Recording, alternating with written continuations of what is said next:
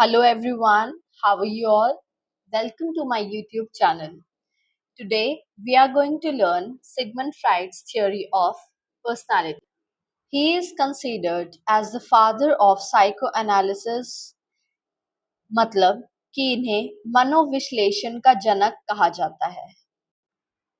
Sigmund Freud proposed a theory of personality consisting of three parts: id, ego, and superego.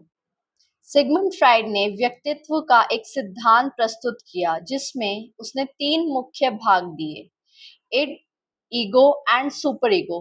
These elements interact constantly and influence our behavior and thoughts. ये तीनों parts ही एक दूसरे से interact करते हैं और हमारे व्यवहार और सोच को प्रभावित करते हैं.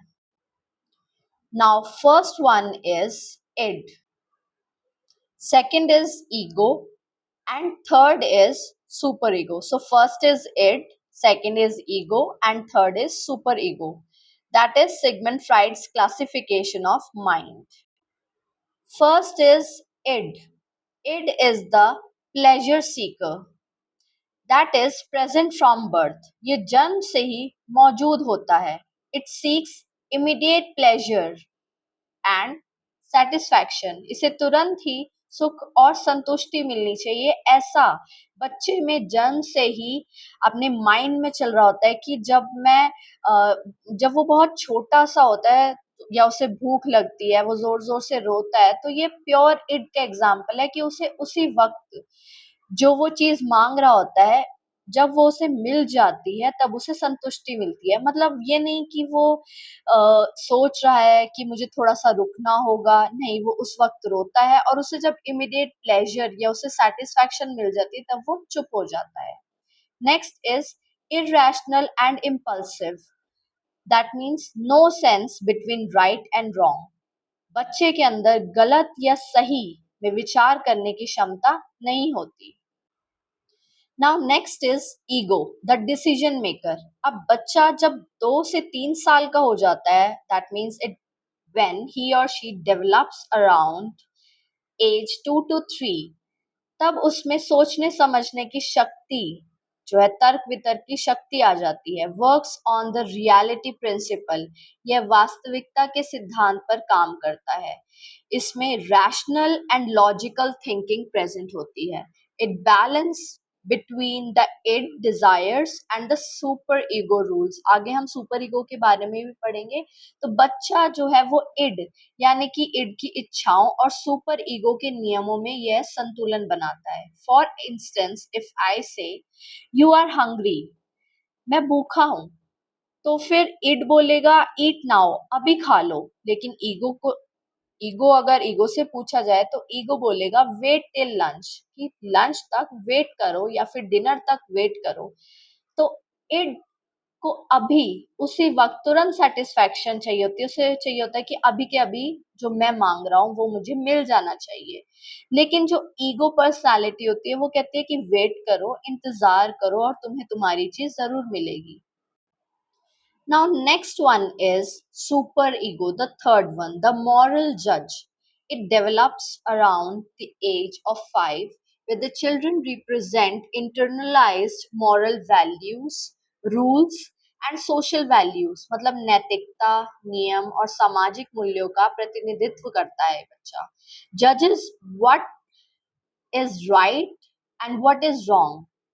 मतलब कि बच्चे में अब सोचने समझने की, तर्क करने की शक्ति भी आ गई है. दिमाग इसका सही और गलत में विचार कर पा रहा है और वो मॉरल वैल्यूज जो हमारी सामाजिक जो मूल्य हैं उनको भी वो समझने लगता है. Can make you guilt, can make you feel guilty if you break rules. अगर आप किसी भी रूल को तोड़ते हैं तब आप गिल्टी फील करते हैं. That means that you have done something wrong and you're not going to do it again. So it that process, you use your super ego, your moral judge. You are able to differentiate between right and wrong, and you're not going to break the rules because at that time you feel guilty. For instance, if I say you think of cheating in a test or in an examination, so at that time you think that it is wrong because it is not a moral value given by teachers or by parents. So you just avoid that. Why? Because your moral judge, your superego tells you that it is not a moral value and you don't have to cheat. So you are able to differentiate between right and wrong, and it represents your internalized moral value. So it is the work of superego personality. So if I say what is the difference between id, ego and superego, so id will say I want it now, मुझे अभी चाहिए. Ego will say let's find out a smart way, चलो कोई समझदारी वाला तरीका ढूंढते हैं. Superego will say you must do what's right, तुम्हें वो करना चाहिए जो सही है. So here you can see it is primitive and institutional. I want it now. And ego is a realistic meditator. Let's find a way. And superego will say moral compass. That's not right. Together they shape human personality. So, and last we say Freud's theory explains how internal conflicts influence our thoughts, actions, and dreams. Fried का मानना है कि हमारे विचार, व्यवहार और सपने इन तीनों के बीच की आंतरिक लड़ाई से प्रभावित होते हैं. Understanding id, ego, super ego helps us understand human behaviour. इन भागों को समझना हमें मानव स्वभाव को समझने में मदद करता है. सो I hope it will help in your examination, and please learn it because it is a very crucial topic that is going to come in your examination, whether it is HTET or CTET, because it is a part of child development pedagogy. So must revise it thoroughly. Thank you so much.